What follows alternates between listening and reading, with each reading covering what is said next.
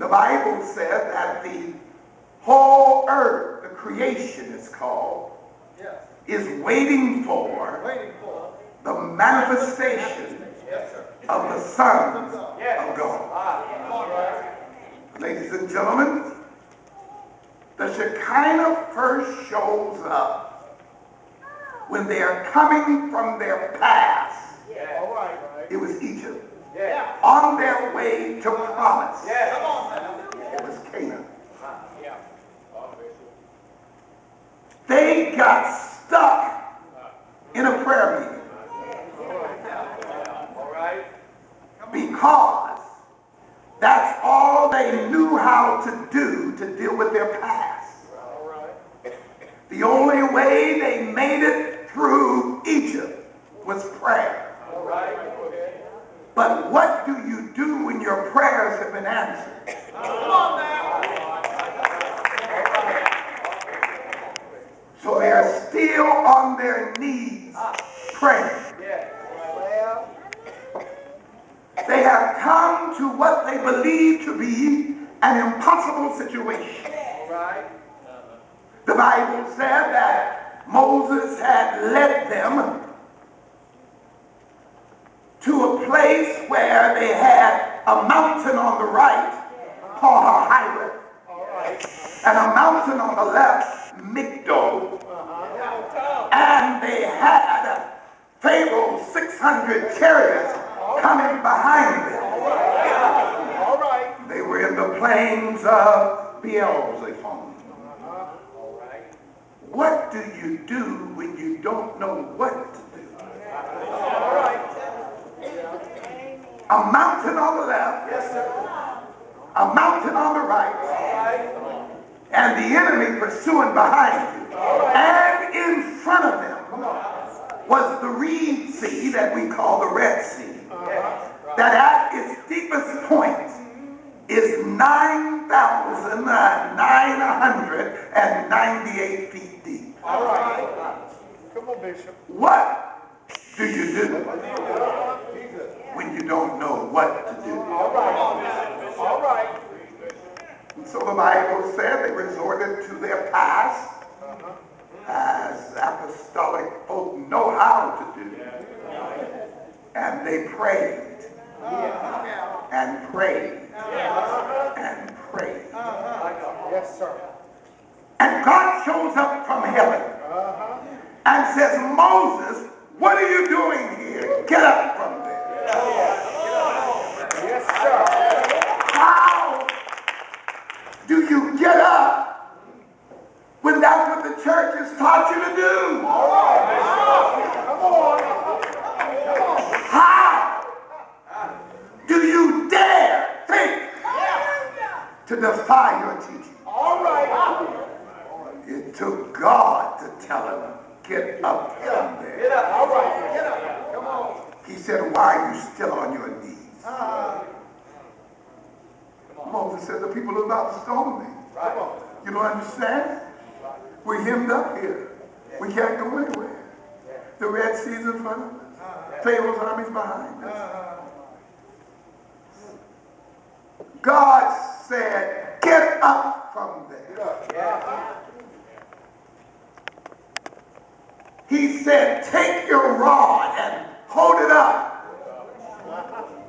Let your rod show where you're going. And then he said, with your hand, stretch your hand.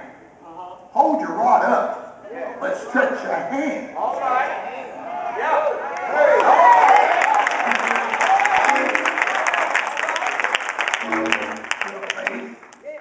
That you want to go. The apostolic church has to understand that the laying on of hands is for more than your body. You have to lay hands on your destiny.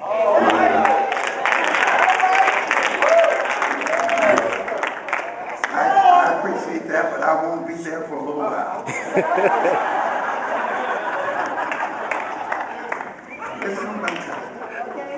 It's important to me that one of the problems with the apostolic church is that she shouts before she knows why.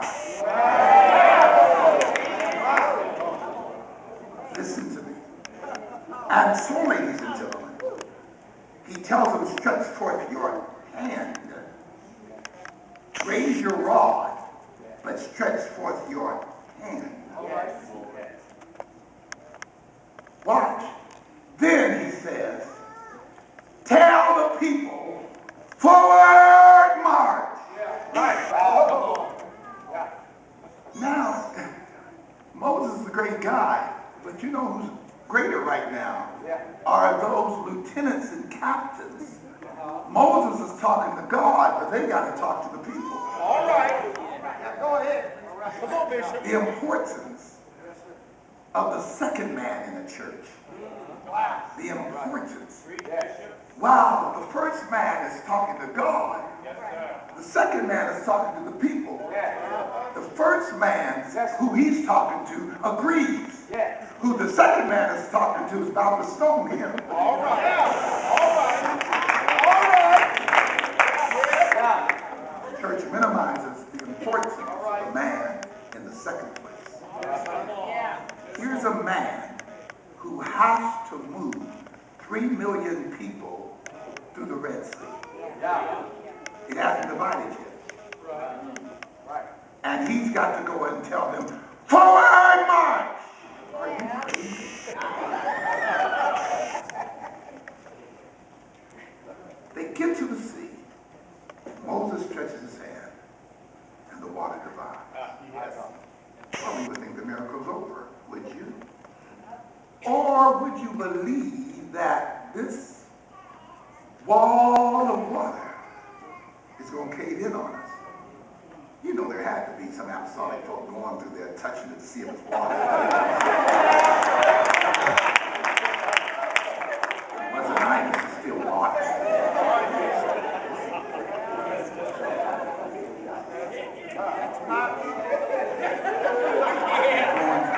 Come on, Bishop. And when this happens, ladies and gentlemen, God transitions himself. It is the first transition of the Shekinah. The first time God envelops himself in a cloud. And for the first time, the Bible tells us what time it was. The Bible says in Exodus 14, it was the last watch of the night. Wow. So God is saying we are finished with one era of apostolicity, and you got to move to the next. All right. And to do that is going to require transition.